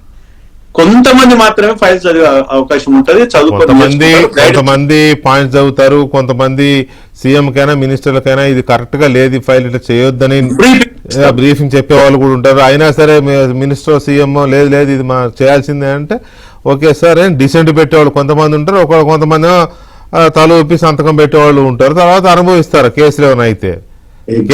వాళ్ళు కదా కోర్టు చుట్టూ తిరిగేది, వీళ్ళు తిరగరు. కరెక్టే. కాకుంటే నేను అనేది ఏంటంటే, ఒక 100 మంది ఐఏఎస్లు ఐపీఎస్లు ఉన్నారు అనుకోండి, ప్రభుత్వం మారినా ఆ 100 మంది మాత్రం మారరు కదా. ఆ 100 మందితోనే పని చేయించుకోవాలి. మహా నువ్వు చేయగలిగింది నువ్వు చేయగలిగింది ఆ ఇంటెలిజెన్స్ డీజీనో లేదా డీజీపీనో నీకు నచ్చిన వాళ్ళు పెట్టుకుంటూ వాళ్ళని ఇంకో పోస్టులో పంపిస్తావు. అంతకుమించి నువ్వే వాళ్ళని ఉద్యోగం బీకేలేవు. లేకపోతే నువ్వు రాగానే 100 మంది నాకు వద్దు, ఆకాశం నుంచి ఇంకో కొత్తగా 100 మంది ఏంటంటే రారు. ఇది తెలిసి కూడా వాళ్ళని ఇట్లా థ్రెటన్ చేయడం వల్ల ప్రయోజనం ఏంటి? నేను ఇందాక చెప్పాను, ఒకటి పొలిటికల్ కరప్షన్ కంటే బ్యూరోక్రటిక్ కరప్షన్ చాలా హైయెస్ట్ ఇండియాలో. ఎందుకంటే వాళ్ళంతా పాతుకుపోయి ఉంటారు సిస్టమ్స్ లో. 25 ఏళ్ళు 30 ఏళ్ళు 35 ఏళ్ళుగా నీ లైఫ్ స్పానే 5 ఏళ్ళు నీ ఆయుష్. అది ఎందుకు అర్థం కావట్లేదు వీళ్ళకి. ఏ పార్టీ అయినా, అది కేటీఆర్ రేవంత్ ఇంకొకరు నేను ఐఎమ్ నాట్ నేమింగ్ ఎనీబడి. అది ఒక పాయింట్. రెండవది అంటే జ్యోతిష్యాలను కొంతమంది నమ్మొచ్చు, కొంతమంది నమ్మకపోవచ్చు, ఎవరి దీని ప్రకారం అది ఆధారపడి ఉంటుంది. ఒక ఇంట్రెస్టింగ్ వీడియో ఒకటి ప్లే చేస్తా, అది కూడా వినండి. మకర రాశి గారు, ఈ రాశి గారు మన కల్వకుంట్ల తారక రామారావు గారి రాశి మకర రాశి. ఈ రాశి వారికి ఈ సంవత్సరం ద్వితీయంలో శని ఉండడం వల్ల కొంచెం మాటని కట్టడి చేసుకోవడం వల్ల, మనం మాట్లాడే మాటకి మృదువుగా మాట్లాడడం వల్ల చక్కటి ఉపకారాన్ని, చక్కటి ప్రజాబలాన్ని, అభిమానాన్ని పొందేటటువంటి అవకాశం కల్పిస్తుంది. కొంచెం మాటని కట్టడి చేసుకోవడం వల్ల, మనం మాట్లాడే మాటకి మృదువుగా మాట్లాడడం వల్ల చక్కటి ఉపకారాన్ని, చక్కటి ప్రజాబలాన్ని, అభిమానాన్ని పొందేటటువంటి అవకాశం కల్పిస్తుంది.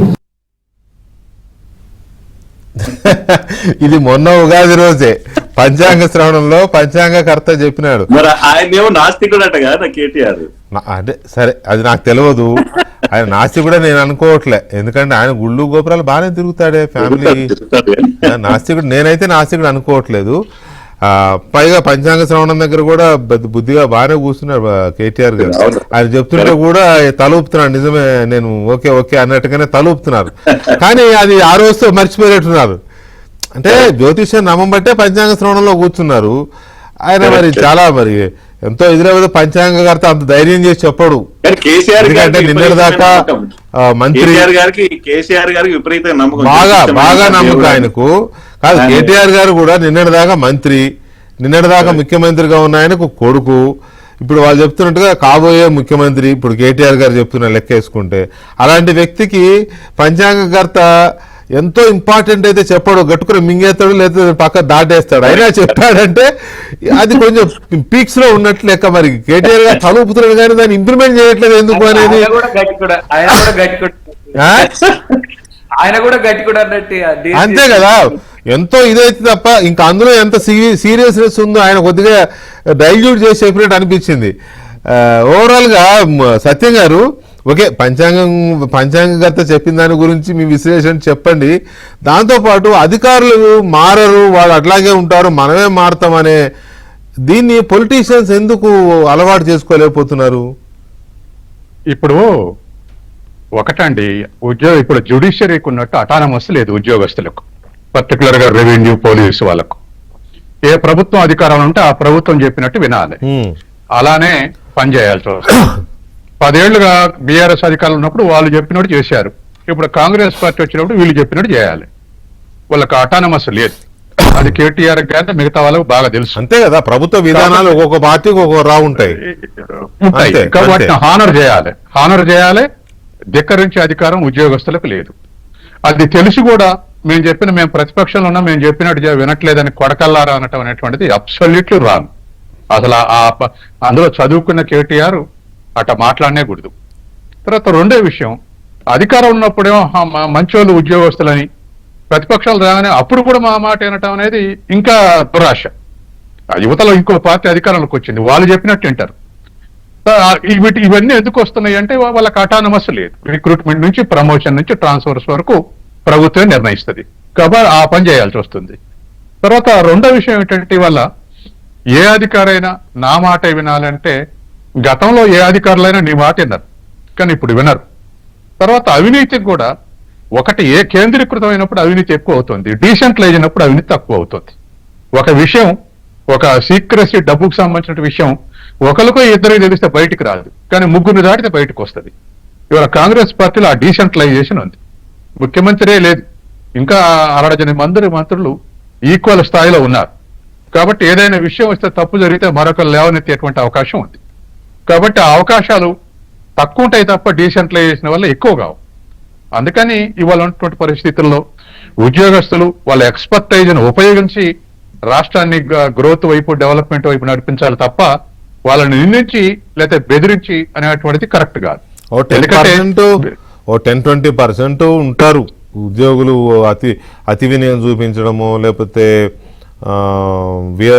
స్వామి భక్తి ఎక్కువగా ప్రదర్శించడము ఖచ్చితంగా ఉంటారు. అంత మాత్రాన మొత్తం సిస్టమ్ ని థ్రెటన్ చేస్తాం మేము అని అనడానికి లేదు. ఇప్పుడు జగన్ మన కేటీఆర్ మాట్లాడేదానికి సిమిలారిటీస్ ఉన్నాయి. ఆయన సప్త సముద్ర అవతల నుంచి గుంజకొస్తాడు, ఆ తర్వాత ఆయన కొడకల్లారా అన్నాడు, ఈయన కొడకల్లారా అన్నాడు. అవును, ఇది కరెక్ట్ కాదు కదా. ఎందుకంటే ఉద్యోగస్తులు నీకన్నా ఎక్కువ చదువుకునే వాళ్ళు ఉన్నారు, నీకన్నా ఎక్కువ క్రెడెన్షియల్స్ ఉన్నటువంటి వాళ్ళు ఉన్నారు, అనే జీవితం మొత్తం కూడా దానికి అంకితం అయి పనిచేసినటువంటి వాళ్ళు ఉన్నారు.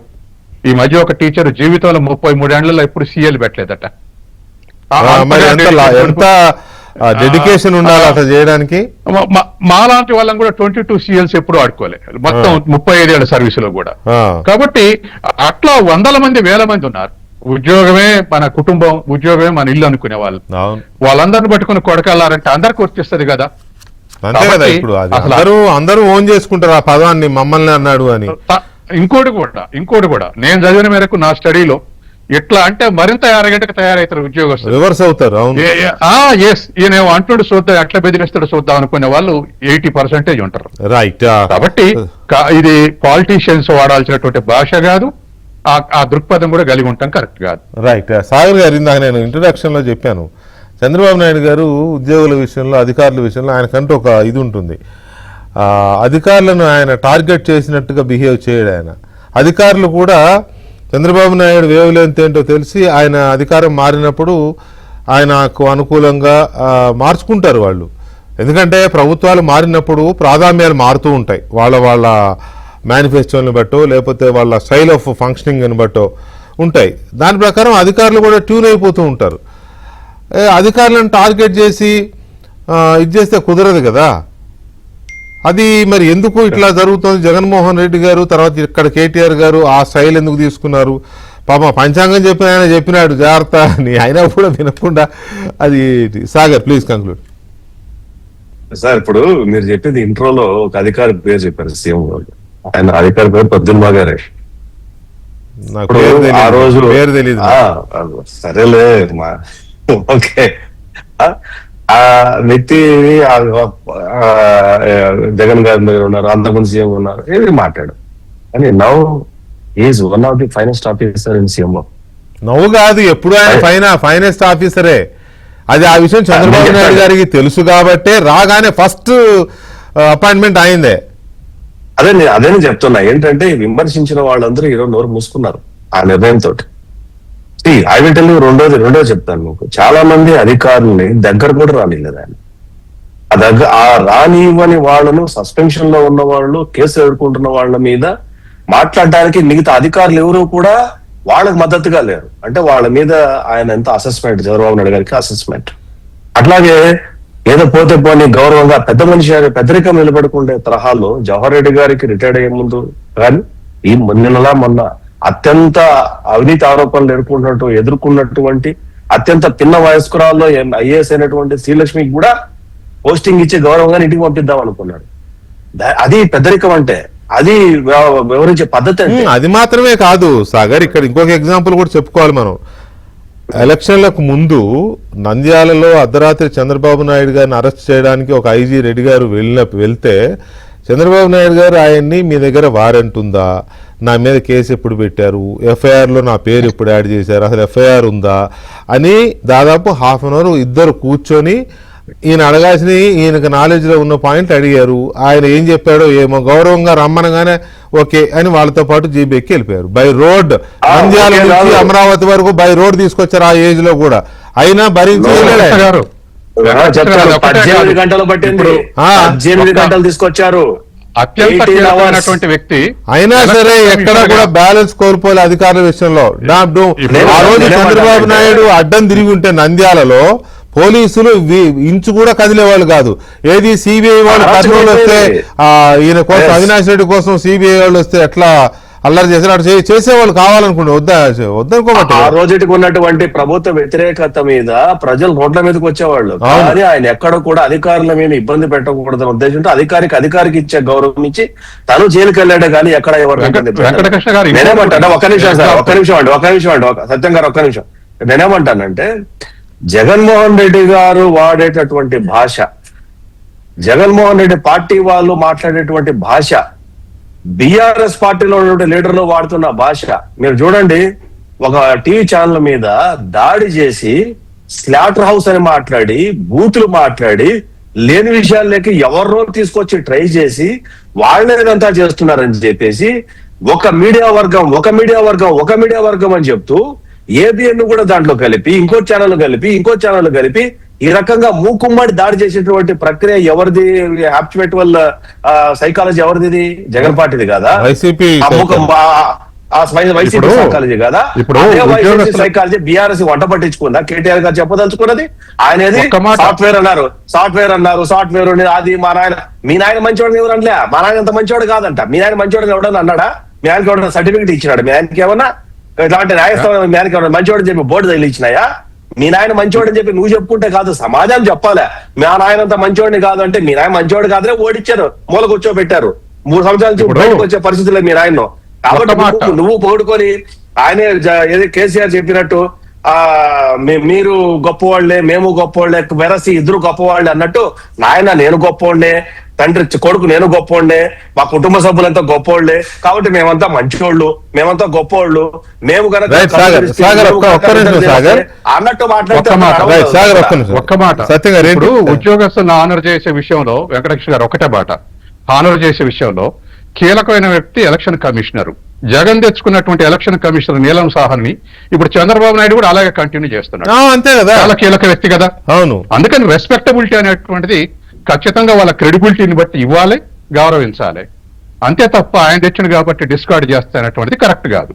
ఆ రెస్పెక్టబిలిటీ ఉంటే ఖచ్చితంగా ఆ మ్యూచువల్ రెస్పెక్ట్ కొనసాగుద్ది, ఆ సిస్టమ్ కూడా సస్టైన్ అవుద్ది. అరే వద్దనుకుంటే ఆ నమ్మకం ఉంది. కాదండి, జగన్మోహన్ రెడ్డి తెచ్చిన వాళ్ళు నాకు వద్దు అని మార్చుకుంటా పోతే ఎంతమంది నేను మారుస్తారు? ఎక్కడికి పంపిస్తారు వాళ్ళని? Yeah. నీకు ఆ ప్లేసుల్లో ఎక్కడి నుంచి తీసుకొచ్చి పెట్టుకుంటావు? నీ మేనమావని, నీ మేనల్లుడిని, లేకపోతే ఇంకొకళ్ళని చుట్టాలని తీసుకొచ్చి పెట్టడానికి కుదరదు కదా. ఆ విషయం కుదరదు. తెలిసిన విజ్ఞత కలిగిన నాయకుడు చంద్రబాబు లాంటి వాళ్ళకి విజ్ఞత తెలుసు, కేసీఆర్ లాంటి వాళ్ళు కూడా తెలుసు కొంత. కాబట్టి వాళ్ళు అంత తొందరపడి అధికారులను ఏమో అనరు.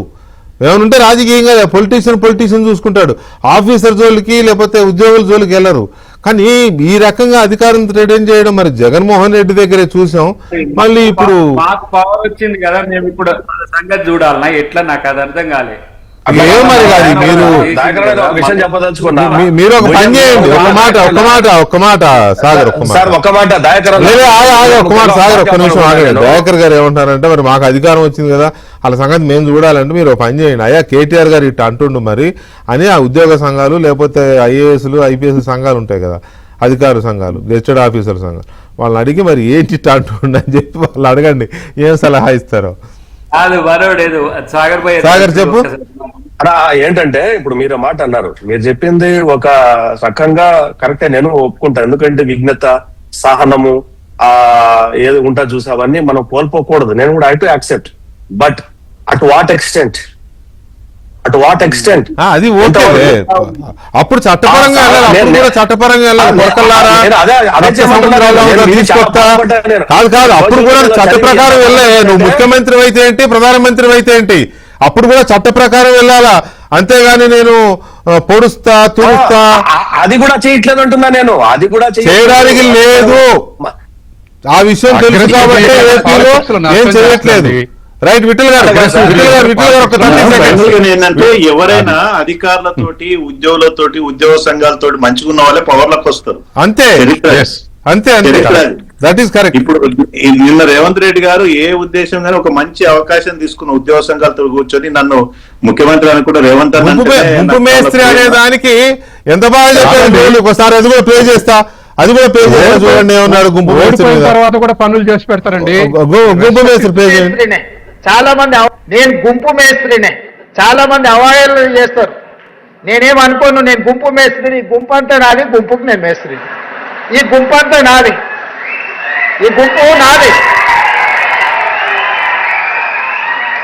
ఈ గుంపే కదా నా బలము, ఈ గుంపే కదా నా ప్రతిష్ట, ఈ గుంపే కదా నా సంక్షేమాన్ని, నా అభివృద్ధిని ప్రజలకు తీసుకెళ్లేది. పేద ప్రజలకు, మా ప్రభుత్వానికి వారధులు, బ్రిడ్జ్ ఈ గుంపే కదా. అందుకే నేను గుంపు మేస్త్రిని అని చెప్పిన. కొంతమంది గొప్పలు చెప్పుకుంటారు, మేము దొరలమని, మా గడీలు ఉన్నాయని. అట్లాంటి పోకడలు నా దగ్గర ఏం లేవు. సో అది ఉద్యోగుల సమావేశమే. ఆ ఉద్యోగుల సమావేశంలో నాది కార్మిక వర్గం, నాది కర్షక వర్గం, నేను గుంపు మేస్తేనే నన్ను ఎగతాళి చేసినా పర్వాలేదని ఆయన ఓపెన్ గా చెప్పాడు. ఇటువంటి పోకడలు ఉండాలి కానీ అహంకారపు ఇది ఉంటే ఎట్లా? అధికారులతో ఉద్యోగులతో పెట్టుకున్నాడు ఎవరు కూడా ఇన్వాల్వ్ కాడని. కరెక్ట్ చాలా సార్ తర్వాత కూడా పనులు చేసి పెడతారండి. కరెక్ట్. returning officers మంచిగా ఉంటే ఉద్యోగులు. ప్రతిపక్షంలో ఉన్నప్పుడు కూడా వాళ్ళ పనులు అవుతాయి.